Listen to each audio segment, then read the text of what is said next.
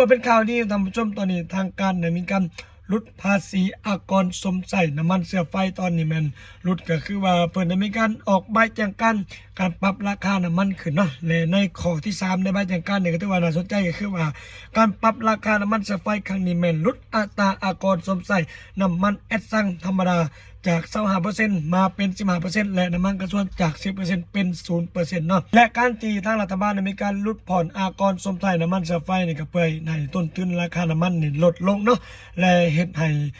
ราคาน้ำมันอยู่หน้าปั๊มนี่มีโอกาสถูกลงท่านผู้ชมและทางรัฐบาลนี่ก็ย่อมที่จะลดรายจากภาษีเนาะเพื่อที่จะเห็นให้ราคาน้ำมันนี่มันลดลงและเพื่อช่วยเหลือประชาชนเนาะอันนี้ก็ถือว่าเป็นข้อดีคือกันเนาะท่านผู้ชมเนาะที่ว่าทางรัฐบาลนี่เพิ่นก็มีการหาวิธีแก้ไขให้ประชาชนเฮาเราตัวนี้เนาะและมาตรการตัวนี้ก็อาจจะเป็นมาตรการชั่วคราวในช่วงวิกฤตแบบนี้เนาะท่านผู้ชมเนาะในนั้นก็ถือว่าโอเคแหละที่ว่าเพิ่นยังมีนโยบายที่ว่าจะมาช่วยเหลือทางประชาชนเฮาในช่วงวิกฤตน้ำมันนั่นเนาะ